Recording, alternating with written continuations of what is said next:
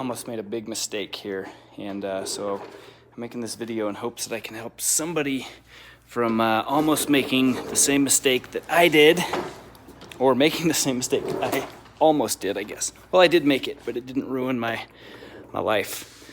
Okay, so got a 2013 RZR 900 XP4 here, and I think probably this is going to apply to maybe 2011 to 2013 RZR 900s. Okay, so what I wanted to do was just change the oil. That's all. Sounds simple enough, right? So I knew from the manual that the drain plug was underneath here somewhere. So let's go underneath. Okay, so I find this big old hole here kind of at the end of this plastic skid plate. You see that? Ooh, that's what I'm talking about. That guy right there, center frame. And so I take an 8mm hex key. It's a pretty big hex key. And I pull that plug. Sure enough, stuff comes out. Not as much as I was thinking. I thought, boy, we're running low on oil. So I pulled that thing out, and then I let it all drain out. I plugged it back in, and then I went up and filled my oil up, and checked the dipstick, and it said I had way too much oil. So it didn't really make a lot of sense to me. But I thought, well, I guess maybe it doesn't take 2.5 quarts, like the guy at the dealership said. So came back here, pulled this plug again, same one I pulled before. Nothing came out. I just wanted to drain some, but nothing came out because, well, because this is the wrong drain plug. So what I had done was drained the transmission fluid, the rear gear case lubricant, and I drained none of the oil, and that's why nothing came out of here, because I'd already drained all the lubricant out. Luckily, I didn't go for a ride, because that would have been bad on 2 accounts. 1, I would have had no transmission lubricant, and 2, I would have had way too much oil in there, which would have been really hard on the system. So I'm glad I didn't take a drive. Now let me show you what I was looking for. So this drain plug that I found is right here near the back of the machine, kind of dead center almost. And that's not the one that I should have emptied. The one I should have emptied is closer to the front of the machine, off to the driver's side of the center rib a little bit. It's not as big. It's this guy right here. It's a smaller hex key. That's a 6mm. That is the oil drain plug right there. That's what I should have drained. So I ended up draining all the oil that I had in it, plus the $46 of oil that I had put in it, out. And I had to put, you know, $46 of oil back in it when I was done. Ended up changing this, well, because I had to put transmission fluid back in, I had to change that fluid out too, but it needed it anyway, so not a big deal. I'm just lucky I didn't ruin the machine. So let me show you while I'm at it. This is, once you do drain your transmission fluid, this is the fill plug.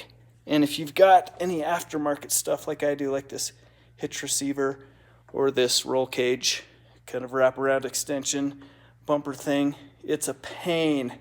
So I had to use a funnel with a vinyl hose on it to fill it up, and it's easy. You just fill it up to the bottom of the thread, so basically until it kind of starts coming out. So you might make a little mess, but just to the bottom of the plug hole. So that's where you're gonna fill that back up when you do decide to change it. And while I'm at it here, let me show where the oil filter and the dipstick are. So you pull out your seats, if you don't already know, by grabbing this tab on the back, just lifting it up. Seats come out pretty easy. Okay, and then it's this panel back here needs to come out. So there's two little deals you turn, just a quarter turn, and then this piece will come out. Okay. There's a heat shield on the back of it. But your oil filter is here, and I was able to, with my hand and a rubber glove, get that off and back on tight enough. And then here's your dipstick. So that's where those are. Let me show you too, while we're at it, where the oil fill is, and the air filter too. So there is where you put the oil in after you've drained it all out. And then this is your air filter. There are 5 wing nut screws, one here, one that's a pain to get to down below that big dusty hose, one in the center, and then 2 on this side here. You just undo them enough to where they'll swing up out of the way, and then with these 2 tabs you can pull it back enough to get your filter out and put it back in. Okay. And then let's see, the things that are left to show, I suppose, are the fluid, the coolant, I mean. Okay, that's accessed here. Service manual says to pull off that cap and check the level there. And if it's low, you put some in with a funnel. Don't fill it all the way to the top. Maybe leave a quarter-half inch gap, because there's this thing on the top of that metal lid that goes down into the neck a little bit. And so if you fill it all the way up to the top, you're gonna push some fluid out when you put the cap back on. And then you're also gonna fill this to the max level. You can see the green color there. So I filled mine up, topped it off. Okay, so that's that. And then the other fluid that's left to show, because I've addressed them all but one, is the front gear case.